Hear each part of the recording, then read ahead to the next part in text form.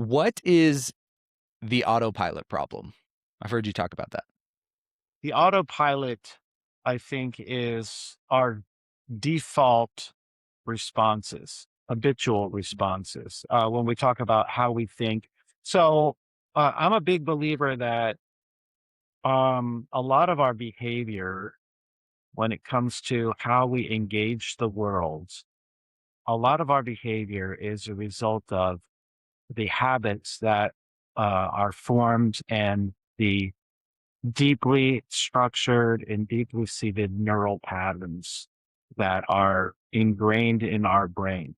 So, as an example, um, the amount of things that we can hold in our brain consciously, I think, depending on who you talk to and the researcher and however they measure it, people would say, 5 to 7 things a second that you can actually consciously like hold in your brain about what's going on and what's happening in the world. And if you're in a car, responding and how and reactions and things like that. So much of what we do is occurring below our conscious level. In other words, we're not aware of it. It's just happening.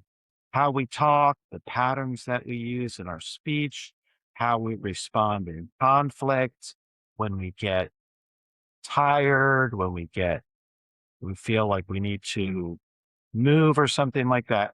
It just responds automatically. As an example, and I use this, I've used it before, people in the audience, you're unaware right now of the pressure of the chair you're sitting on and your rear end, right? But there's a pressure there. Like there's a sensation there. Your senses are responding, your nerve endings are responding, they're sending signals to your brain all the time. But you're not aware of it because it's just happening under the surface of your brain, kind of filters it out. And so that's part of the way that we were designed, I would say. We have to have that because just can't live in the world if you had to actually consciously process every single piece of information that was coming. So your brain is designed to kind of like parse those things out. Now, the negative side of that is that bad habits come along with it. And our brain is kind of, I would say, you know, it optimizes for efficiency and speed and getting the task done and accomplishing and allowing us to move our way through the world.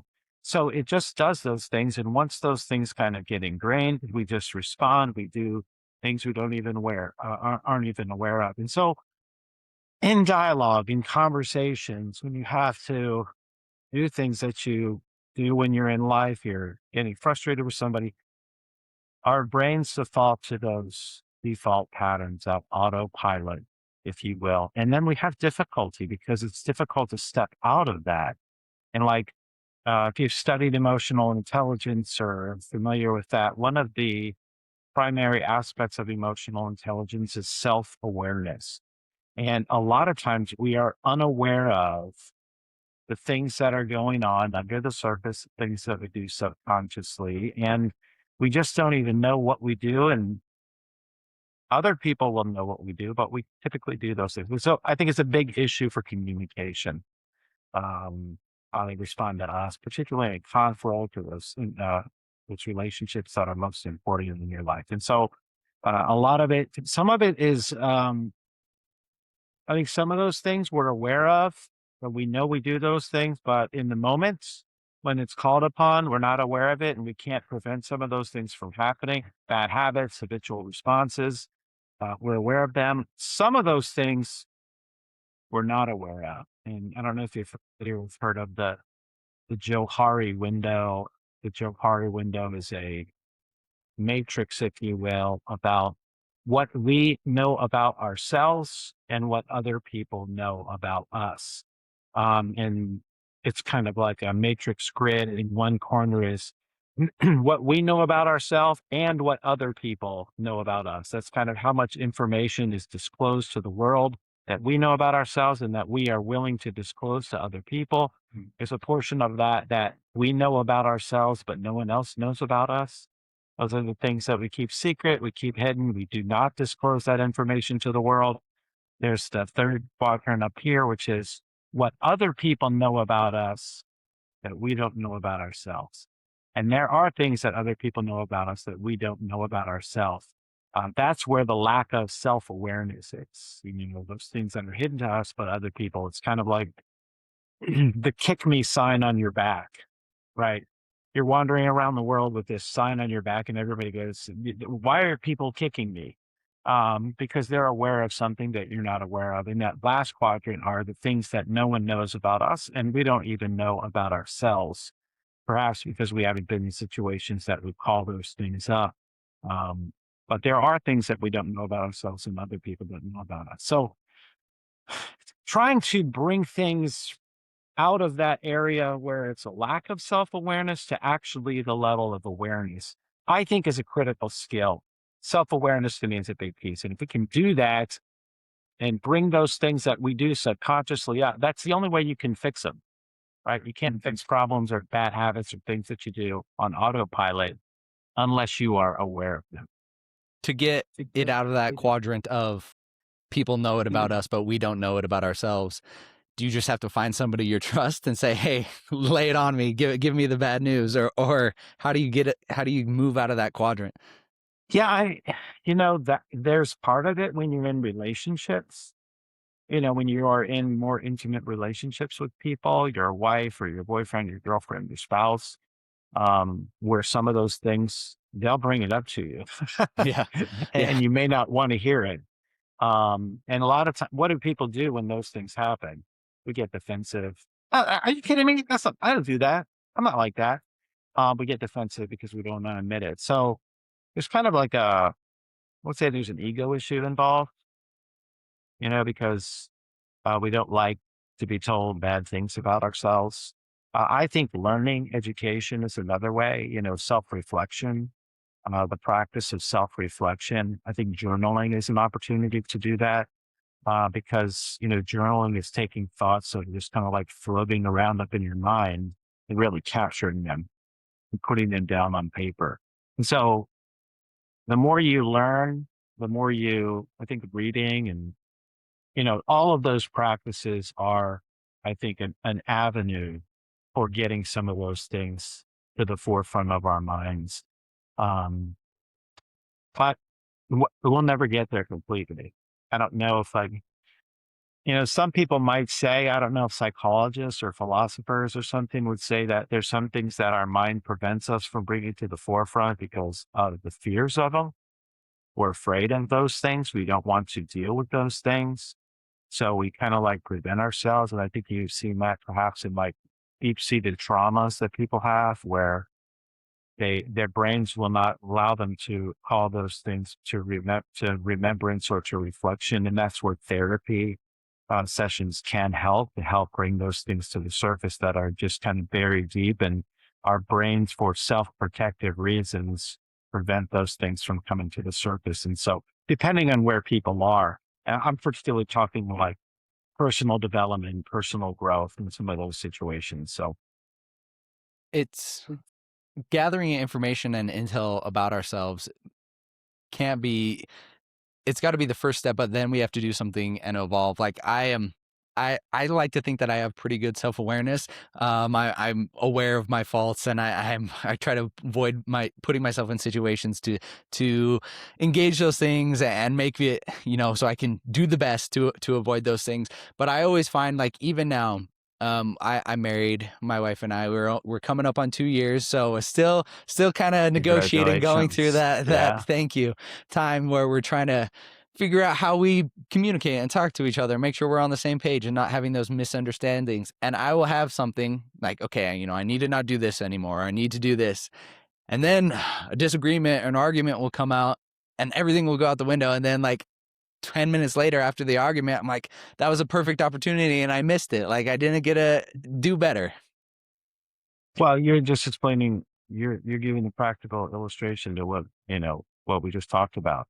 You have these they call them unwanted repetitive patterns in communication. And those things are based on not only your autopilot, if you want to call it default modes, but your spouse's as well. And They are typically incited by trigger phrases and things that happen in conflict situations. In a conflict or a disagreement or misunderstanding, you kind of go back and forth, and ultimately somebody says something that triggers a defensive response. And there's a natural habit of self protection and your ego coming into the game. And so then, in order to protect, we put up a shield, we defend ourselves, and we attack the other person. And so that pattern of attack and defend is typical in marriages. And I'm going to be honest with you, I don't know how you get out of that because uh, you can have people that know that and understand that and try to do practices, but we're emotional beings and we get emotional. And then when someone attacks our ego or says something, the emotions rise up and it's difficult to suppress the emotions. So, constructive communication, I think, in those situations is to say, hey, recognize what in the world is going on here. I'm getting emotional. I'm getting heated. They're getting emotional. They're getting heated. Let's put a pause on this before we say something that we regret, and then come back together to kind of talk it out. But like those patterns, you have habitual autopilot default responses. Your wife has those same things. And there's also the third aspect of it, which is you develop habitual responses because of your developed communication patterns, those unwanted repetitive patterns that happen in the context of your relationship. It's kind of like they have a life of their own. They just go back and forth. And you can study this, and people have studied and researched and seen the same patterns over and over again. And it doesn't matter what the issue is. So it doesn't matter if it's about like someone didn't do the dishes or somebody didn't take the trash out or you were supposed to get gas in the car or whatever it is, the pattern continues because we just have those default responses that happen automatically. And unless we're able to capture what's going on and take a hold of it, it just kind of happens. And before we know it, we're in a bad situation. Those default responses and patterns, are those developed from an exposure to our parents and our growing up? Is that where we're learning and picking those up? I'm about to head to the gym. I hope you guys get some movement in today as well. But I just wanted to jump in here really quick and say I appreciate you guys listening. If you could do me one more quick favor, just leave a review or a like or a follow or a subscribe wherever you guys are watching. It helps so much. It lets me get more viewers, all that fun stuff. I get more guests, and really it just lets me do this with better efficiency, give you guys a better product because I can show the analytics to these guests and say, hey guys, look, it is worth your time to be here. I've got all these amazing listeners. So just do me a huge favor, like, follow, review, all that nonsense, and then enjoy the episode and go get some movement in. Thank you guys. I think, yeah, it's your history. You know, you come into the world and you're just thrown into it. As the one philosopher, um, Heidegger says, you're thrown into a world that you did not start, that was here from before you were here, that's going to be here long before you were gone. You didn't get to choose where you came into. You didn't get to choose the people that brought you into it. You didn't get to choose the house. You didn't get to choose the relational dynamics, whether somebody was constructive or destructive in those things.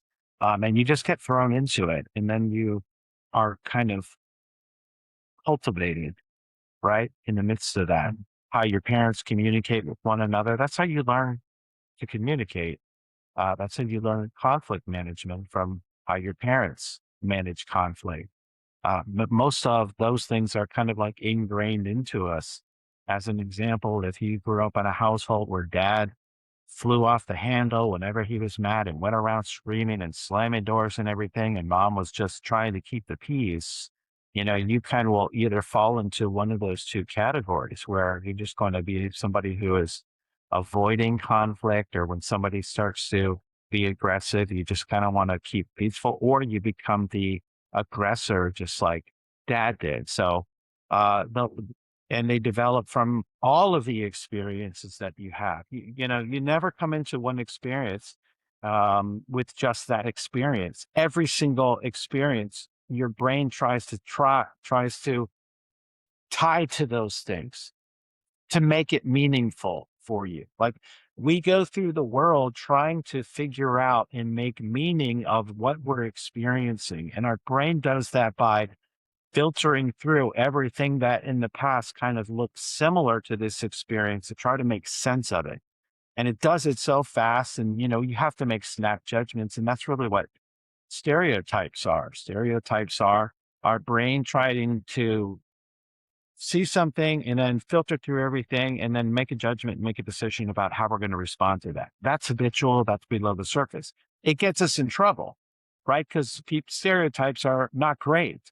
We make bad Mhm. decisions. We make bad judgments, but we do that based on what we heard on the news for our whole life, or what dad or what mom or what our uncles, what our grandparents talked about and how they saw all this. So our brain kind of like makes those things up and filters those things through. When we see something, we have to try to make sense of it because we got to figure out how to navigate and walk through the world. And so your past, the past is, the file cabinet that the brain uses to try to go to and make sense of and use to figure out what's going on here. So all of those things, some are more, I would say, influential on your life. Um, People that were authoritative figures, that were powerful figures, moms, teachers, dads, grandparents, influential people. Emotional experiences typically also hold deeper into our brain and in our memories when there are very emotional experiences, those things hold tight. In fact, people will tell you that if you want to remember something, you need to try to tie it to an emotional experience in your brain. So people have, one of the techniques I heard was, if you want to remember where you left your keys, when you're putting your keys down, imagine a bomb blowing up and your hand being blown off and you're standing here with the bloody stuff, right? And it's laying on whatever table. And so, like, you're trying to tie a significantly traumatic or emotional experience to something to connect it in your memory. And those things all, we remember those emotional experiences and they come along with us. And when it's those types of experience or those types of people, that's where those stereotypical things come on. And that's kind of, be honest with you, where we get ourselves in trouble. Because we get emotional about something, or dad was screaming and ranting and raving about this, and he was talking about blah, blah, blah, or whatever. And then we carry that thought and we carry that influence and we carry that emotion into now how we think about that experience, whatever it may be as well. So it's the way that our brains operate, and the only way out of it is to recognize where it's not constructive, if I can say it that way, um, and then to try to reevaluate how we think through those things. What was the catalyst for your interest in communication? Why did you get into it? That's a good question. Um, I've always been fascinated with the power, I would say, of public speaking. I don't know if you've ever been to like see a Zig Ziglar or a motivational speaker. Have you ever got anybody like that? I haven't had the opportunity. Yeah. So, when I was younger, I had opportunities to go and like sit and listen to motivational speakers, orators, I would say. And I was drawn in, Chase. I mean, I was like, some of these people were able to communicate and tell a story, and I was like locked in. And I found it like so interesting, so engaging. And then I thought, boy, what in the world is this power that someone has to be able to do that, to be able to, draw my attention? And of course, there's speakers that are boring, nobody wants to listen to them. But there's those exceptional speakers and communicators and orators that are able to really mold your mind and frame your thinking. So I was very much interested in that, and got into my PhDs in rhetoric. So basically, persuasive communication. And it goes into how do we think, how our brains work. There's a psychological aspect to it. There's a grammatical aspect to it, sentence structure. There's a linguistic aspect to it. There's an interpersonal aspect to it because our communication is always, for the most part, with other people. There's an intrapersonal, which is our communication with ourselves, which I would consider our cognition, right? How we think. When we think, we're communicating with ourselves. You are the person you communicate with the most in life because you're always having a dialogue with yourself throughout life. What am I doing? What are we doing? How am I going to get this business going? So it's fascinating to me. I mean, just every time I think about this, to me, it's like a miracle. The fact that we can, we make these noises that we call sounds and words. Um, and in some way, they are meaningful. Those symbols are meaningful. They carry thought. They carry information. They carry messaging. They are intentional. They are directed. And when you go and I don't know if you've ever studied a foreign language but go listen to someone speaking German, and it's gibberish if you don't know German. Like you're sitting there going, "What in the world? This is like mumbling. What are they saying?" But yet they're communicating and their words and their language is meaningful and they're telling somebody something else and people are understanding that. So to me, it's almost like magic that we're able to do it. And again, we're unaware.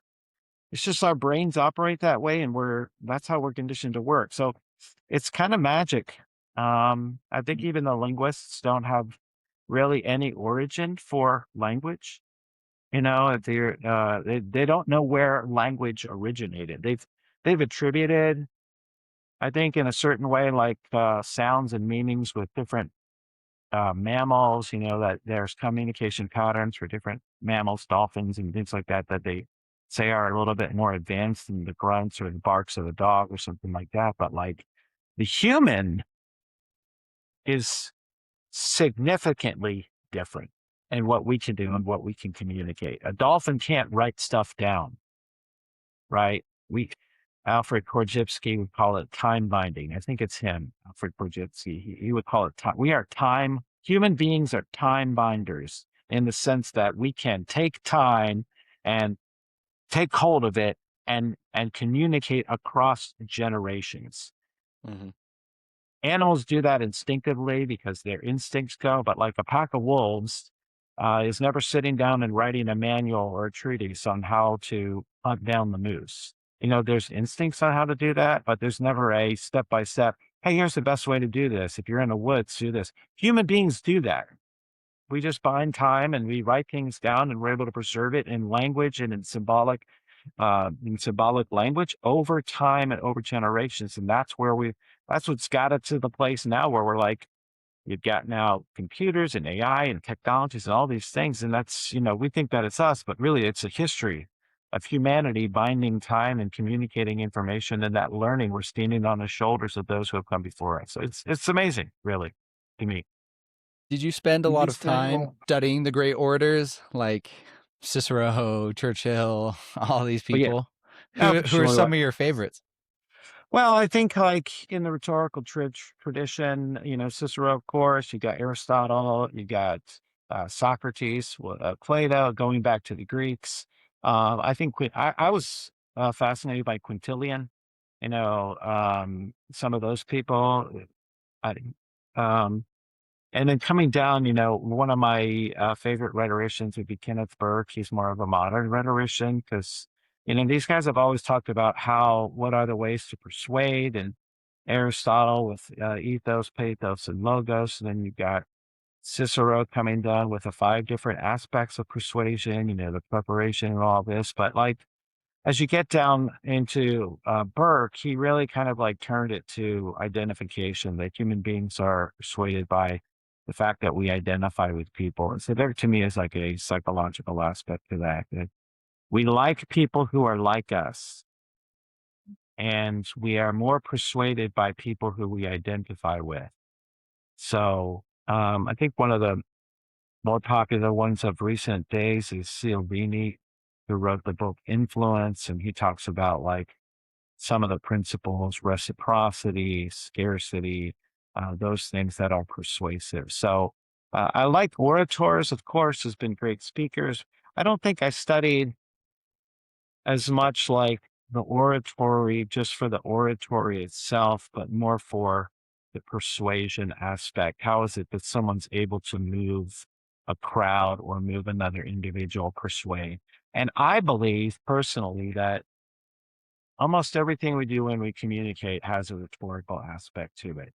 You're always trying to persuade somebody in an argument or even when we're just talking, or it's even subconsciously, you're trying to communicate that I'm this type of person or I'm that type of person. You should like me or you should fear me or I'm strong or whatever. There's always a rhetorical element to everything you're saying.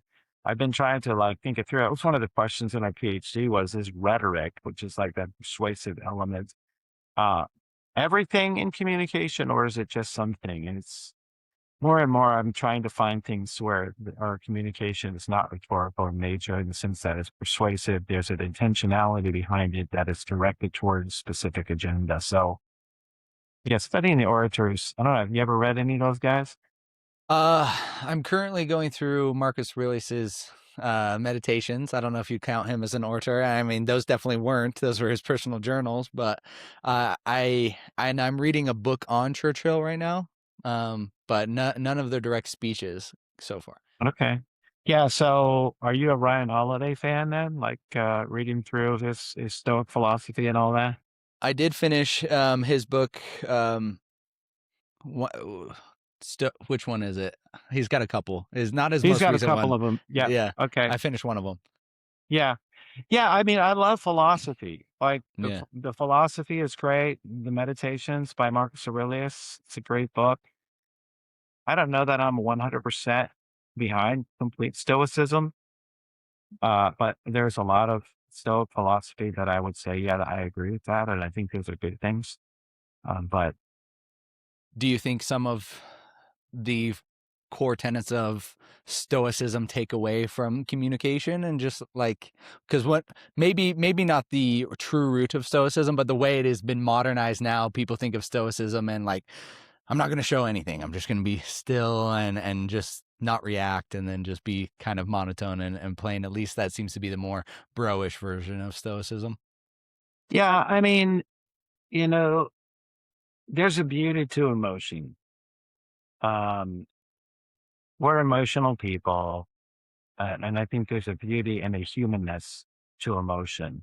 Stoicism, I think, attempts to do away with that. Now, I will say in communication, when there's conflict, that a Stoic entrance is wise and valuable. So, lowering your expectations of what the other person is going to do or should do, which is a Stoic principle that you shouldn't expect somebody to do something. You should kind of like have your expectations at the lowest level and always be surprised and happy rather than to be disappointed because the disappointment brings, a whole nother issue. Not reacting emotionally, which is a Stoic I guess you could say principle because we typically will react in conflict situations. So I think in conflict situation, there is a stoic element that is very constructive and beneficial because it helps you if you're able to do it, to be able to actually deal with the conflict and work through it towards a solution rather than traveling down rabbit holes because I'm getting emotional. The other person's getting emotional. I'm getting defensive. The other person's getting defensive. You and your wife, as an example, if you can go, let me not let these things hit my ego. I'm going to let these things roll off my back like water off a duck's back. And I'm going to stay with my agenda and try to manage this situation so that we can come to a solution, even if the other person is not able to do it. So that aspect of diffusing yourself and not getting defensive, I think it's very close to stoicism. It's aligned well, but stoicism completely you gotta, I think there's a great aspect of being a human, enjoying emotions in life. And Stoicism, I don't know that necessarily it says you shouldn't enjoy life or whatever, but um, Stoicism is more about managing disappointment. Right.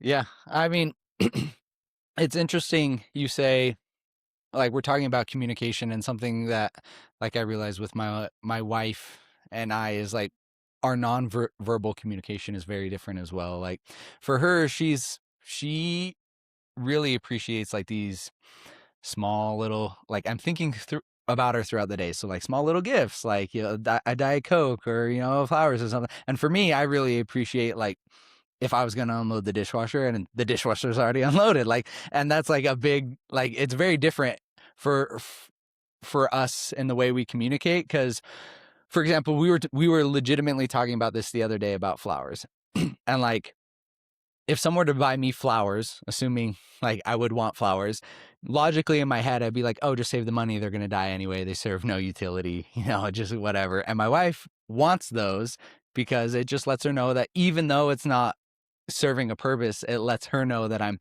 thinking about her and going out of my way to do this thing and spending money on her for no other reason other than just to make her happy. So it's really interesting how much of our communication is through these behaviors and the way we communicate, or the way we act, as well as the words that we're using. Yeah. You've heard of, I'm sure, the 5 love languages. You heard of Yep. that? Yep. Well, I don't know that that's very scientific. It's some guy came, and I appreciate the fact that there's a recognition that people have certain ways in which they um, find meaning. I'll put it that way. Like, what's meaningful to someone? We all have different aspects of our, awareness. I'm trying to look at the language, and I don't really have it, but there are things that are meaningful to us because of who we are, because of what we appreciate, our desires, our needs, if you will. And people are different. And so the love language is really just, to me, a way of, trying to identify what is meaningful to someone else. So for you, that utility aspect, that, oh, someone did the dishwasher. My gosh, that is so awesome, and you're going to waste money on flowers. Whereas for someone else, the meaningfulness of flowers, and then to know that. Now, let me ask you this question. When someone does the dishwasher for you, do you go back and automatically think, boy, they were definitely thinking of me? Or do you think they just did it to us? With my wife, I think she's thinking of me because she's very busy. Okay. She's in medical school, so she's very Okay. busy, and so she's doing these things that she knows it's because she's thinking of me. She's going, you know what? This is gonna make Chase happy. I'm gonna do the dishwasher. 100%. Okay, good. Yeah. So I don't when you do the dishwasher, do you think of her? Like when you do that? No, for me, it's No. just getting it done. I need a clean house Yeah. to I'm gonna think. get it done. Yeah. So yeah, we think you think differently. She thinks differently. And she will appreciate that when you go to buy flowers, you are in her thoughts. It's a level of priority and importance for her to know that you were thinking. And my wife's the same way. She likes flowers. It makes her feel special. So I can care less, you know, but I will go get them because it's meaningful to you. And so we think different. And I don't know, sure there's research out there on whether it's has to do with your gender or biological sex, but I do know that men and women think differently. Our brains are wired differently. And so, but all people think differently as well. So it's really unique. People are just unique and special individuals. And you do better when you communicate to someone in the way they like to be communicated. You have more rapport with the other person if you can figure out how they like to be communicated, and then you communicate to them in that way. They call that mirroring, that when you see how somebody likes to be communicated with, and then you communicate to them in that way, that's how you build that identification part. That's how you build intimacy. That's how you build a relationship. And you build that that connection with someone else. And so some people are more, nonverbal, they're using their hands more. So if you want to build rapport with those people, you use your hands more, you speak with your hands. Some people are more closed off, in which case you are more closed off. Some people are quieter, you speak quieter. Some people are a little bit more boisterous. And when you do those things and speak to somebody in the way that they want to be communicated with, they like to be communicated, the way they communicate, you build a better connection with them. So on that same note, though, you've got to be careful because con men know that. They play off of that, and they will do those things to build a connection with you and then con you out something. So So it sounds to me like there's maybe not as much of a transferable skill between like a professional public speaker and orator as there is like somebody who's good at one-on-one communicating and sitting and talking. um well, I would say that I think there's overlap in the sense that when you're talking from a persuasion perspective, people are often persuaded for similar aspects. So you are persuaded when someone believes who you are. That is the principle or ethos that you're a public speaker. You've got credibility that people know you got, this degree, this certification. You deserve to be up there for some reason. I trust you. I'm going to believe you. Number two, they believe you because you make a logical argument. I mean, you have what you're saying actually makes sense, and you're not just doing this way and that. And then number three is that you are able to incite their passions, their emotions. That's the pathos that you can tell stories that identify with the other person. So that identification aspect is present in all three of those. So those things are both uh, applicable in a large environment as well as they are in an interpersonal environment. The interpersonal is just more intimate, and there's a difference, I think, in a mass psychology between like a group being persuaded versus like another individual being persuaded. I think at the individual level, people are a little bit more critical than they are to just jump in on the group. So that bandwagon effect and, group psychology and mob psychology, people are easily able to get persuaded when they're in a mob. And if they're by themselves, they will probably go, well, I don't know if this is a good thing. You know what I mean? But Mm-hmm. like the pressure, the social pressure and everything that goes with the mob or with a group is very powerful. In fact, propaganda is really geared towards the mob and mass. So it's difficult to voice propaganda upon an individual in a one-on-one because I think they have a more critical lens into it, but not always. Do people need to be clear of the difference between persuasion and manipulation? Well, they're similar. And I think people, that's where I think being a good critical thinker is so powerful because there's a fine line, an ethical line between persuasion and manipulation. Persuasion, I think, is, and I don't know how you draw that line other than from a motivation perspective. And that's usually the motivation on behalf of the communicator. A good manipulator will use all of the psychological tactics to get what they want. A persuasion aspect is to say, I'm going to try to convince you that this is the right way without using other psychological manipulation tactics on top of it.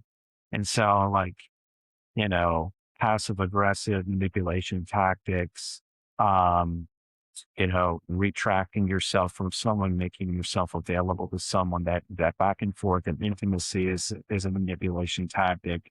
And so it's very difficult. And that's why I think as a listener, you just gotta have your brain on, and I don't know. This is where I would say skeptic philosophy, skepticism is good because people will tell you everything, and just go still look on your social media feed, right? Everybody out there is supposedly an expert. And Yeah. I don't know how many people, maybe you've experienced it, but like how many people have run, $10 million businesses out there?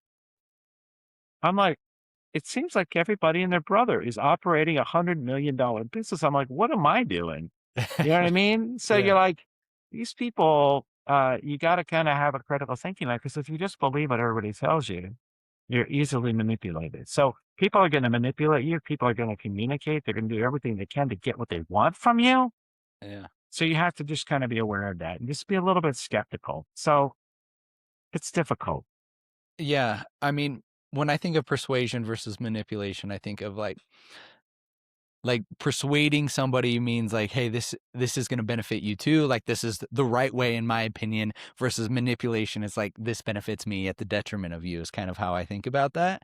At least that's my take. And if somebody sitting here listening to this is like, I'm never going to be persuaded, I'm never going to be manipulated, that's also not good, because it kind of sets you in your stone of like, I'm not going to listen to anything that would persuade me out of my thing out of my set opinion at the risk of being manipulated, even if the other way of thinking about things is maybe better.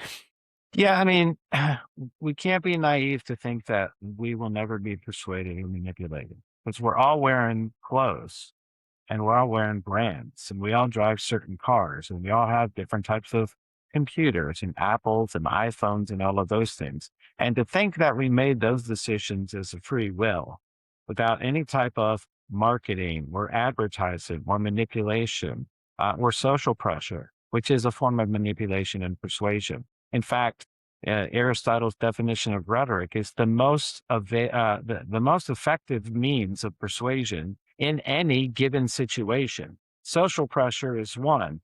In some cases, some people might even say violence or force is an aspect of rhetoric because you are, you know, threats of violence, they're persuasive, Yeah.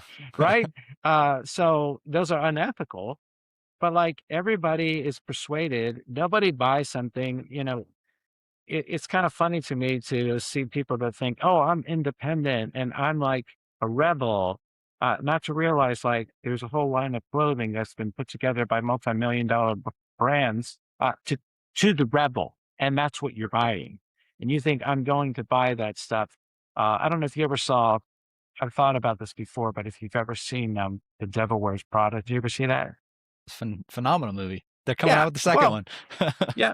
Well, it's that scene where she's laughing at the belts and she goes, "They both look the same to me." And she goes, "You're looking at your periwinkle sweater." Like, do you know Yeah. the whole history of how it is that you've come to wear that sweater? And so that's the way we all are. We just think, "Oh, I'm doing my own thing," but not realizing that going back to the very beginning of what we were talking about, under the surface, our brains are making decisions for us. Subconsciously, unconsciously, we are drifting towards things that we have been persuaded towards because we want to identify with those things. And we think that's what makes us feel important. If I identify with a rebel, or if I identify with the Apple person, or if I identify with the leather jacket type of guy, or the Harley person, whatever, all of those things are below the surface and they start to form our identity. And that's what really is meaningful for us. And then we ultimately make decisions on that. And brands and companies use advertising to play off of those very things to get us to buy the product. So everybody's being persuaded. To a certain extent, we're all being manipulated. And not to mention like the political aspect of that as well. If you're one of those people that watches podcasts and doesn't just listen, you've probably noticed this sauna right behind me in each and every one of my episodes. That is my Heavenly Heat Eco Sauna, and it is seriously the best. It's not just there for decoration. I use it each and every day. Heavenly Heat makes some of the cleanest saunas on the market. They are ultra low EMF, no glues, no dyes, no plywood. It's all 100% hemlock, and they are extremely easy and high quality to assemble. And my favorite thing, they don't require any electrical or wiring. All you have to do is plug it into an outlet and it starts working immediately. Heavenly Heat is a sponsor of the show, and if you're interested in getting a high quality sauna, head to heavenlyheatsaunas.com/Merrill. That's heavenlyheatsaunas.com/MERRILL, and use the code Merrill at checkout to save some money. Thank you so much. What would be the argument that you would make to somebody who's listening to this about how their life both personally and in their career would improve if they improve their ability to communicate and the techniques that are involved with the persuasion communication style? The argument I would make is this. You live in an interpersonal world. Okay. You can't be a hermit. You can't go, I mean, some people maybe they can, but like it's very difficult to operate in the world. In fact, one of the, going back to Heidegger, when he talked about what is a distinctive aspect of the nature of being a human being. In other words, what is one aspect of the idea of the being of being a human being? And one aspect of that is that being with a human being is being with one another. We are in an interpersonal world. And so the best way to live in an interpersonal world is in functional and healthy and meaningful relationships with other people. So if you want to have a functional and healthy and meaningful life and existence in the interpersonal world that you live in, there is no relationship without communication. In fact, communication is the relationship. How you communicate with someone else. That there is no, whether it's non-verbally or verbally, communication equals relationship. And the more you are able to communicate well and communicate constructively and communicate meaningfully, the more intimate and meaningful your relationships with other people will be, and the more fulfilling your life will be. What are the biggest problems that people have in life? People problems. I've got problems with this person, or this person's got problems with their boss or their spouse, or this person, that person, people problems, because that's life. That life is people, it's other people, and you have to be able to navigate those things well. The only way is by building and growing your ability to communicate effectively and meaningfully and functionally. So, if you want meaningful relationships, if you want a meaningful and fulfilled life, if you want to, um, you know, have a better, more fulfilled life, the best way to do that is to develop your communication skills. Because I'll say this too: other people don't communicate well, and so you have to be good enough for you and them in many cases. Okay, you got to be good enough for you and them, and it's not. A lot of times we're not even good enough for ourselves. So trying to be good enough for me and good enough for someone else to be able to lead them and guide them and use communication in a way that's going to benefit both of us in our relationship, um, you know, and help them learn and help them grow, and that's what really makes great relationships. Everybody will tell you, well, what makes a great relationship? It's communication, and we make it simplistic, but it is not. It's complex and difficult. So that would be the argument that I would make. I would also say this. We're living in a world of AI, right? You don't have to write your emails anymore. You don't have to write papers. You don't have to write sales pages. But you do have to communicate with people to do business. You have to, people will do business with you because it's you. And people will stay doing business with you because it's you, not because the AI wrote up the sales page or the pitch or something like that. To listen to any of the people that talk about what's made them effective and what's made them successful in business, it's their relationships with people, and that is only done through communication. So every single thing that we do in life directly impacted by our communication and our ability to communicate.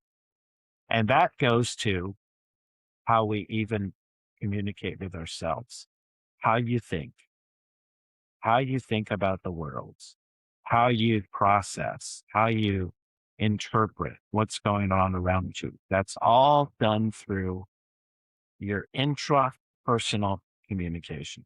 So there's nothing bigger than communication for, in my opinion, for your future success, for your future functional relationships, for your ability to think and process and interpret the world, for your ability to live a meaningful life. Communication for me is central in all of it. Mhm. I will say I had Luke Lefevre on. He talks about journaling a lot because New Year I wanted to develop this practice of journaling, and I will say there's a huge difference between communicating with myself on a piece of paper and in my own head. Very, very starkly different. And when communicating with myself on a piece of paper and just like brain dumping, getting it out, drastically improves my ability to communicate with other people. And I've only been doing this for a couple of weeks. It's just I feel more centered. I feel more control of what I'm thinking and how people speak and say and how that makes me feel and react just by actually analyzing and getting what I'm thinking out on a piece of paper. What did you say the biggest lessons you've learned from that are?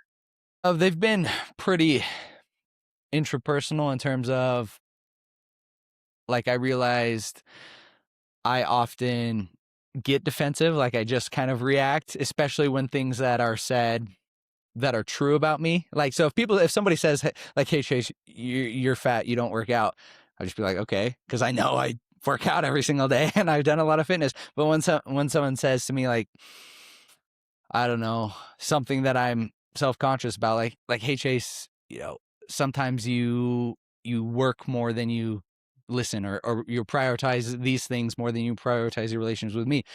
Like that hurts me because I know that's true. That's something that I've had to really work on.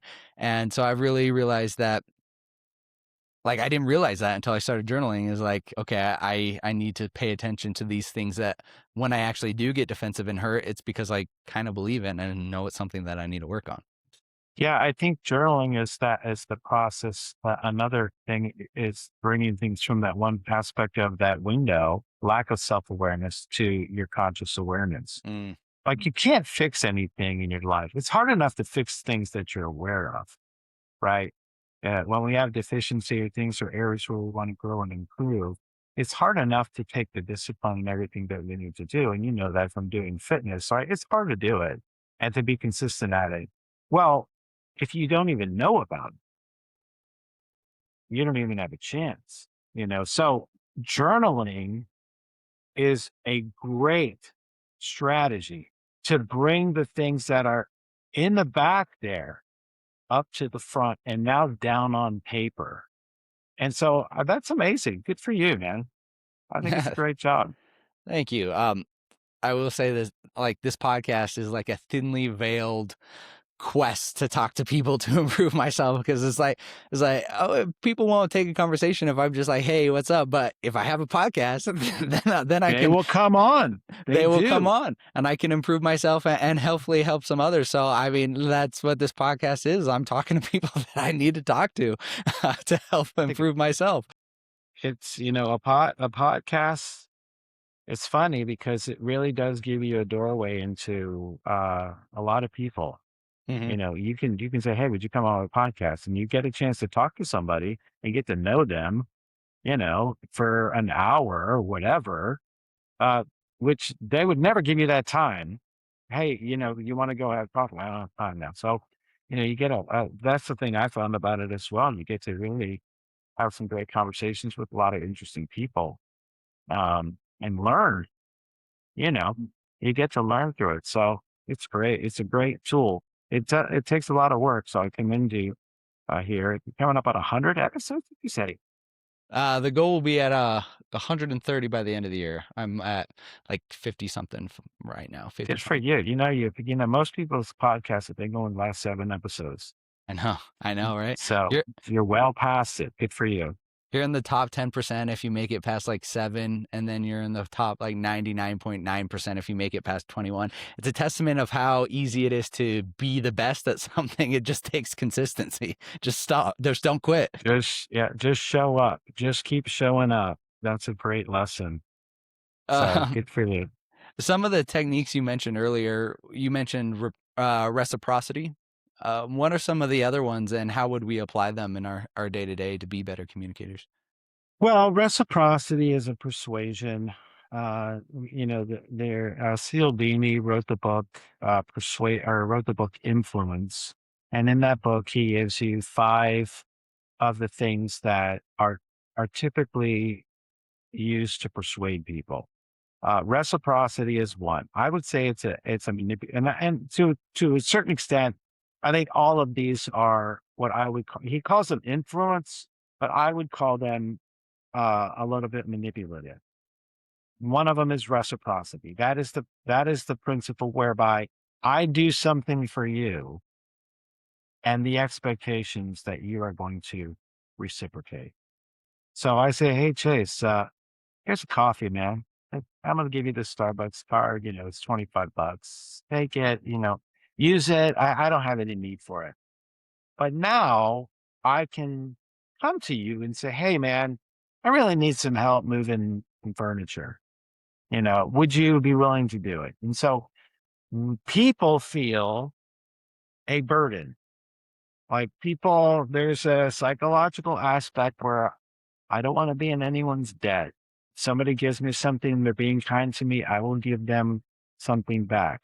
And so that principle of reciprocity is a very persuasive principle, that you give something to somebody and then they feel an obligation to do something back to you. So you can persuade them to do something they may not want to do by doing something for them on the front end of it. It's manipulation. Okay. So you got to be careful of gifts that are coming to you without anything behind it. Now, and of course, there's special people in your life that are going to give you gifts and do things for you, and you're going to appreciate that. And they do it because they love you. But when the gift is coming to you from someone out of the blue, out of nowhere, and what do people do? Get my free PDF. It's all over the place. Hey, get this free thing. I'm going to give you this free thing. How many times you get a phone call that says, hey, we want to do this free thing for you? You know how many DMs I get that say, I'd like to sell you, I'd like to show you my free um, model for getting leads and for scaling up. It's 100% free. Are you interested? And no, I'm not interested because that's reciprocity. Give you something free, and now I want you to sign up in the program. So that's one. Social proof is another one. If you can prove to someone that other people think you're important, that is persuasive, And what do people do? They use it all the time. What is Instagram? It is a social proof platform. If you've got X amount of followers, oh, you must be important. And a lot of these people are not important. They're actually really messed up, but they've got a lot of people, and so people think they're important. Celebrities are another example. We just seem to trust celebrities because they're in the movies, and a lot of people think that they're important. Doesn't mean they're smart. Doesn't mean they know what they're talking about when it comes to whatever the topic may be. But social proof gives them the ability to be persuasive. If everyone thinks you're important, you're important. So social proof is one of the other ones. And so there's, those principles in there. Again, I don't know that they would be fair to utilize those, and people utilize those for their own manipulative ends, and advertisers use those things all the time. The idea of authority, that somebody is just an authority. What does 4 out of 5 dentist surveys say? Okay, it's an appeal to authority. Yeah. That these people that are dentists said that this gum is good for your teeth health. Mhm. Well, they may be the 4 worst dentists on the planet, but if it's 4 out of 5 of them, it gives you the idea that, no, 90%, this is good for me.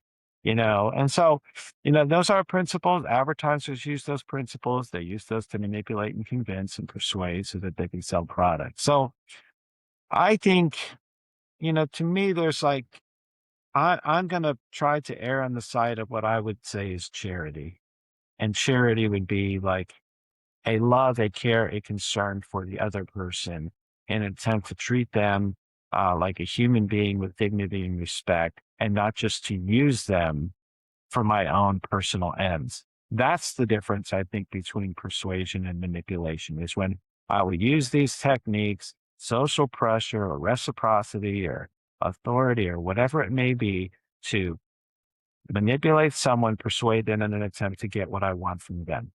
There's a different aspect to then saying, let me try to convince you in a way that's ethical and charitable, authentic, um, and that has a concern for you rather than my own egocentric concerns. So I think there's, my professor used these terms in the ways that we approach the world. Um, that's how we approach the world. One of them is an egocentric approach, which is that I'm going to do whatever I can on this planet to get what I want for my own life. I don't want to hurt other people. That's ego, but I want to get what I want for my own life. That's an egocentric perspective. There's an egotistical or egoist perspective, is that I'm going to get what I want. I don't care what anybody else thinks. And then there's a charitable approach, which I think is I want to do good for and with other people to get the things that I want, but also to do good for other people. And so that's where I think persuasion lives, in the charitable aspects, where we try to do good for and with other people and to get the things that we want. And the manipulation tends to be on the egotistical side. Egocentric can go either way. Hmm. But there's tremendous amount of value in knowing it. Like, it's something that affects us that we may or may not know affects us. So now somebody listening to this, they know reciprocity, they know the social pressure. And so it's like when you start to buy something and you're like, whoa, or when you start to feel that compulsion and you're like, hey, why do I want this? Oh, it's because this person that I admire has it and they tell me that I should have it. Or being leery of this Starbucks gift card so I don't have to go help move. That is my one rule. I've always said that to everybody. I've moved several times, but I'll never ask anybody to help me move because I don't want to be asked to help move. That may not prevent it, though, right? That may not prevent it. I know. But if they ask you, then you get the now you can then go and ask them. Yes. Right? It works backwards. So yeah. No, it's terrible. We've been talking about a genuine communication. We've been talking about these skills and techniques of persuasion and manipulation to be aware of. What are the inverse of these things? What are some things that you hear in a communicator or somebody speaking, you're like, that takes away their credibility, that ruins in your eyes them as a good speaker? Well, I think that when you talk about the credibility of a speaker, in Aristotle's terminology, you're talking about their ethos. Okay. And I think that there are four, and I will put even five characteristics in there that are the things that build trust and what I would call the ethos of a person, of an individual. Number one is their character. Are they a good person? Okay, are they a good person? I think a big determinant of character is how people treat service workers. Okay, how do you treat service workers? How do you treat the person that's bussing your table at the restaurant? How do you treat the waiter? How do you treat, the guy that's picking up your trash on the side of the road or whatever? Are you above them? That's a marker to me of character, how you treat service workers. Are you honest? Are you transparent? That to me is a marker of character. Number two for me would be their credibility. Does behind the scenes match with what's up in front? There's a dramaturgical perspective from, I think it's Goffman. I want to say Goffman or Gottman, but I think it's Goffman. How we interpret the world and how people live. They live on a stage. People live on a stage. We're performing, and we have an image that we want to present to the world. That is what we have out to the outside on the front of the stage. And then there's backstage. Right? That's how we act when nobody's looking, or what we do when nobody sees us. Do those match? Does what everybody else sees about you match with what is behind the scenes? To me, that's the integrity aspect. You want what's in the scenes backstage match with what everybody else sees. Are you credible? Are you believable? Does what you say match with what you do? Do you have integrity in what you speak and in what you actually do? We have a word for people whose actions don't match their words, and that is hypocrite. So when you're a hypocrite, you lose credibility. Number 3 for me would be competence. Can you do a job? Like if you get up here on a stage and you talk about something and you've got all the answers, and then I realize you just got fired from your last 3 jobs, and you're going to come up here and tell me, or you blew this, or you botched this, or you couldn't get this right. You're incompetent. Like competence to me is a big factor for me. Like you better know how to do the job that you say you're going to do. Don't come and tell me don't tell me how to do this if you can't do it yourself. I'm in education, and what is it's unfortunate, but the common phrase is those who can't do teach.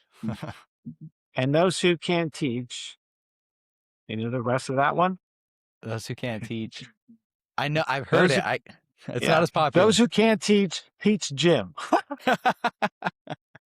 No, I don't believe that. We've got great gym teachers at our school that you got to be competent in what you're doing. And if you're a teacher, you better be a darn good teacher. Okay. And you better be able to deliver instruction and stuff like that. So if you don't have the competence, to me, that's an issue of where, you're losing that, you're breaking my trust.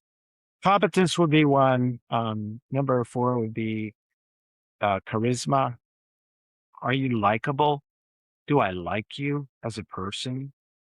And charisma is not, to me, it's not, and we've typically thought of charismatic people as people that are like outgoing and going and shaking everybody's hands and, going and talking to everybody. And to me, charisma is really, do you care about other people more than you care about yourself? Do you have that humility and that concern for other people where you are kind and good to other people? To me, that is someone who's likable. That's someone who I enjoy wanting to be around, a likable person. And then the 5th one would be can you actually communicate? Like you can see people getting up on the stage and they just don't have the skills. They're stumbling around, they don't have the presentation skills. They have the filler words that they use all the time, and they're just not good communicators. So if you're going to be a good communicator, you better be a good storyteller, engage me and engage my emotions, bring me in a journey in your presentation. So those things to me are like the deal breakers. If you don't have those things, it's going to, and I think that I would say that those are almost universal. Look at the people you like. Look at the people you respect. For the most part, the people that you respect have some of those same qualities as well. And if they don't have them, what's the first thing that comes up? A question mark. Should I believe you? And I don't know if you've heard about this, but have you seen this one with the TikToker? I think his name is Malibu Fitness. You're into fitness. Have you seen that? I've seen that. Yeah. Are you familiar with the story around the guy? He just had that big controversy about what his IED survivor in his bio, and he made that big apology. Yeah, so he lied. Mm-hmm. He lied. Now he served in the army, but he went and lied on social media and told everybody that he had an IED blast in the face.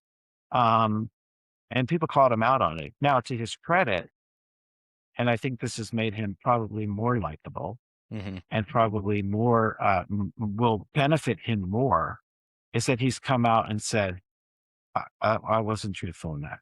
And he admitted his mistake. People are willing to forgive and to move past, and that we like people that are transparent and vulnerable, but we don't like, people who are weaklings, and who get destroyed by it. Now, contrast him with Liver King. Remember him? Yeah. The guy that went out and he was talking about how he, eats bones and hearts and stuff like that. And that was what was contributing to his physique. And the whole time he's just taking steroids, like brutally taking steroids. Yeah, so he destroyed himself because he wouldn't admit it. At first, he wouldn't admit it, and then now they had all these other fitness people that were coming out and going, "No, the guy's lying, the guy's lying, the guy's lying," and finally he had to come out and apologize. And so there's a difference between Malibu, who kind of like I think, and I don't know them. I'm just seeing what I see on social media or whatever. On the front end, came out and said, "You know what? I got to come out clean with this. I did this, and here's why I did it." The reason he did it is endearing, and everybody identifies with that. You want to talk about the identification piece? We all identify with one of our insecurities and the fact that we're getting destroyed and made fun of on social media for the thing that we are insecure about, and then Mhm. trying to figure out a way to explain it away.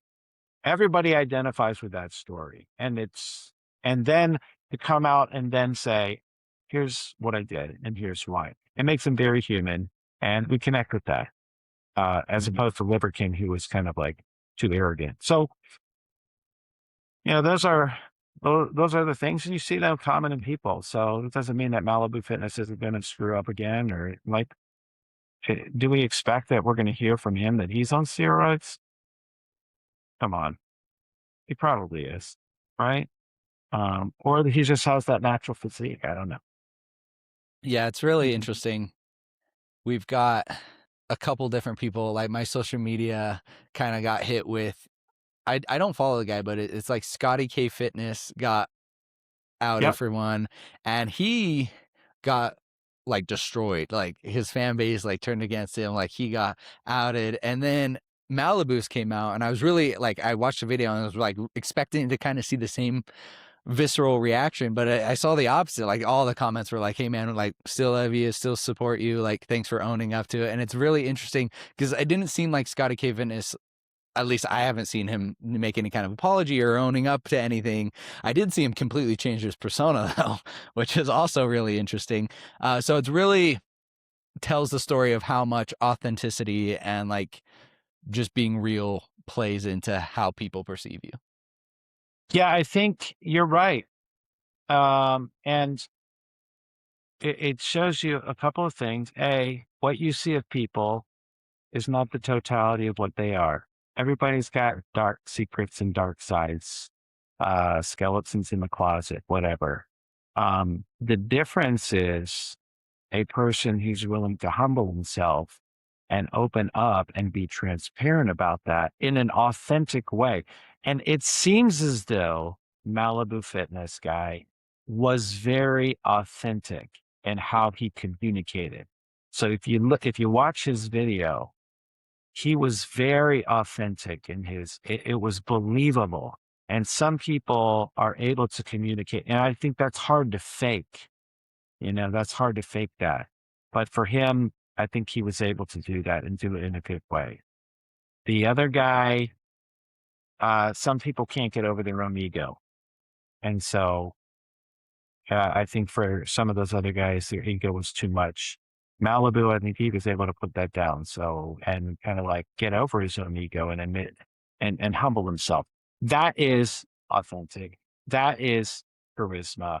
That is what we identify with, and really kind of brings us more towards those people. So, yeah, there was another guy I was just thinking about recently. And the social media is a scam. I mean, what you see of these people is fake. Mm-hmm. They're not doing that stuff. They do it on the camera and they make the video, but you see the video and the camera presentation, and this person's crying and blubbering all over the place, and you're like, okay, you're a good actor because you probably redid that 7 times to get the video to look just right. And so it's not an authentic cry. You're just doing it for the video because you want to incite emotions and stuff like that. So that's not new. Movies do it. Everybody does it. So we like to think that, social media is more reality TV, but reality TV is fake. Yeah. And Have so social media is fake. So, Have you seen the Michael Smoke? He goes by Higher Up Wellness. His like yes. 100-day speaking challenge, where Yep. it's like kind of that one take, 60 seconds, just post it. Do you think that's a good way to improve kind of communication? Yeah, I think it's a good, I think it's a good challenge. Communication is a skill that can be developed. Yeah. I mean, just like any, it's like weightlifting or trading or anything like that. Communication is a skill that can be developed and it takes practice. However, as anyone who has done any type of practice will tell you, it can't just be practice. It has to be intentional practice, and there's, I think it was like 10,000 hours towards expertise, or probably heard of that. If you do something for 10,000 hours, you're going to be an expert on it. No, you're not. You're not just going to play violin for 10,000 hours and be an expert. It has to be intentional hours of practice. And so where I think the Higher Up Wellness Challenge is good is that it gets you in front of a camera, it gets you speaking, it gets you out of the fear of having to communicate. But where it would really help, and posting it on social media, okay, that's good or bad. That's the accountability piece, because you have to do it and you're going to do it for 100 days. You're going to post it on social media. So that's good because it keeps you accountable. But what needs to happen for you to get to be a better communicator is you need to go back and watch it. You go back and watch what you did, and you need to analyze it. And you need to go, what did I do well and what did I not do well here in this communication piece? Because too many times we will get infatuated with our own image. That was the downfall of Narcissus in that Greek myth, right? Narcissus looked at his image in the pond and in the mirror and became infatuated with it. And it's a human thing where we get infatuated with our own image. And so, like, after watching yourself on video a couple times, and like you can start to like, oh, yeah, okay, yeah, I'm pretty good. But like you have to have a critical examination. So there's another communication guy. I think he's pretty good. Vin Yang. I don't know if you see him. Yeah. It's called Ask Vin. He's got, I think, a really great strategy is that you record yourself speaking. You go back and watch it with the volume off Hmm. and see if your presentation skills look authoritative. And there are things that you should do to be authoritative and to communicate that you know what you're talking about, that you command respect, if you want to say it that way, to look confident. So do you look confident? Then you come back and like put the video down and just listen to your speech. Is it too monotone? Is it too similar? Do you have like constant ums and uhs and likes and things like that that break up your speech? So I think that that's a great strategy. And I think if you wanted to make the Higher Up Wellness Challenge, level it up for somebody developing their communication skills and presentation skills, it would be the self-reflective piece after it. It's easy to say something into a camera after you get afraid of the fear of it and then just post it on social media. And you can do that for 1,000 times and not ever get better unless you are actually going and going, okay, let me examine this. How did I do on this one? And the extemporaneous piece is what's really good, because you're not preparing a speech or a script. You're just getting up here and trying to communicate extemporaneously. And now you're trying to develop eloquence in how you do that. So that's where I think it would be better. But if you just do that, it's going to be good for the first step, which is getting away from the fear of public speaking, which is a common fear for everybody. Hmm. Yeah, I was going to bring up Vin if you didn't, because I was going to bring up that exact example. Watching it with full volume, watching it without volume, and then just listening to it, no watching it, and that way you can actually analyze and improve upon it. This stuff something I've been doing, at least once a week, trying to improve my ability to communicate. Like I was saying, in the spirit of having you on and vulnerability, what are some things that I could be doing to improve my abilities as both a podcast host and a communicator, in your opinion? You're asking me to critique you? If you want, I am open to it. No pressure. Well, yeah, I don't know. To be honest with you, I think we've had a great discussion. You've been very genial. You've had good questions. Um, So I don't have a critique, to be honest with you. I should admit, if you were doing presentations, if I went and said, okay, let me look at Chase's podcast and see, how is he doing it? I don't know if do you do reels or something on social media that's just talking head reels? Okay, so I'll go look. I haven't looked at those. I looked at the podcast, but I haven't looked at your actual talking head reels. So I'll go take a look at them and see what I think. I won't say it on your podcast. I'll send you an email. I appreciate right? it. Jeff, this has been an absolute pleasure. I've got two questions that I always wrap up every podcast with. The first being, who do you think I should speak to next and why? And then the second is based off of a Ralph Waldo Emerson quote. If we encounter a man of rare intellect, we should ask him what books he reads. What's a book you'd recommend for me? Well, the books that I'm reading now, I'm not quite sure that you're going to be interested in. Um, what I'm reading right now is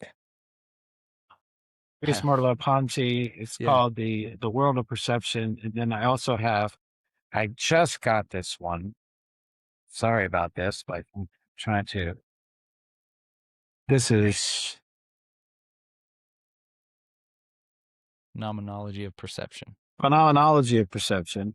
I wouldn't recommend that because it's a deeper dive into phenomenology, which is a branch of philosophy. So, and I'm very much interested in perception. His idea of perception is that it's embodied, and that we don't just perceive the world through our mental or cognitive, and you can use the word noetic aspects, but that we perceive the world through our bodies, so that we're not like a mind and a body, but we are an embodied body. So everything's connected.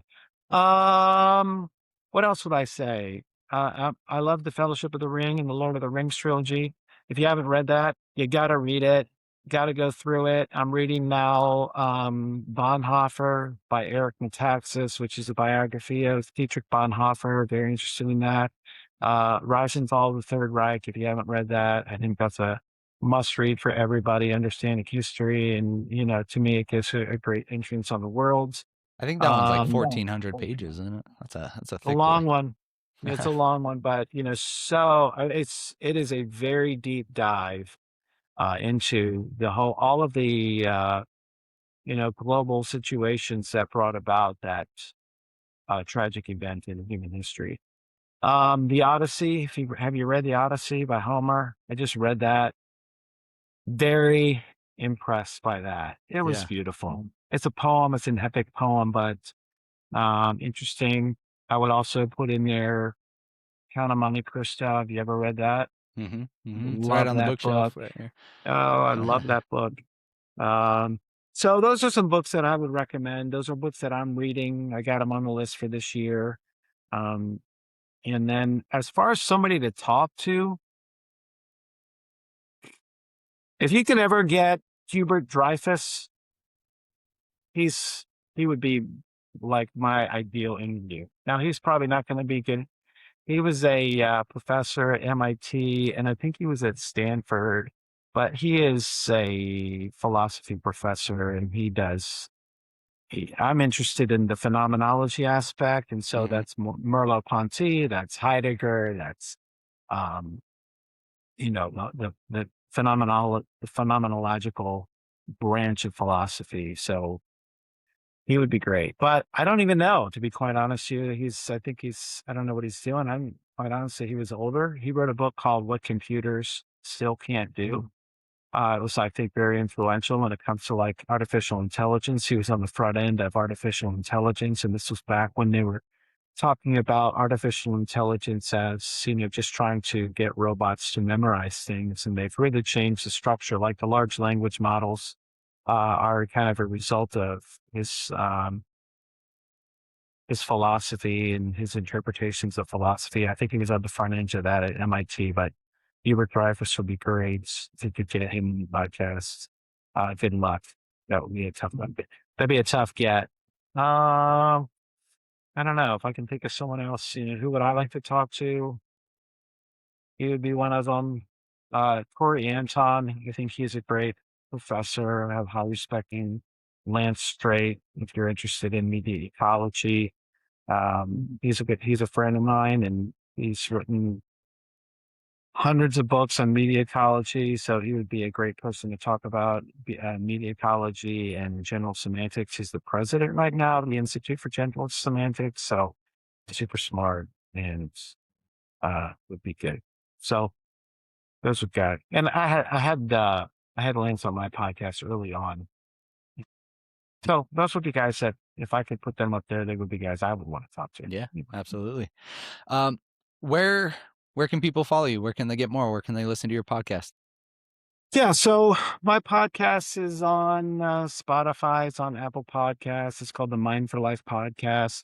I do videos on social media, Mind for Life on Instagram and TikTok.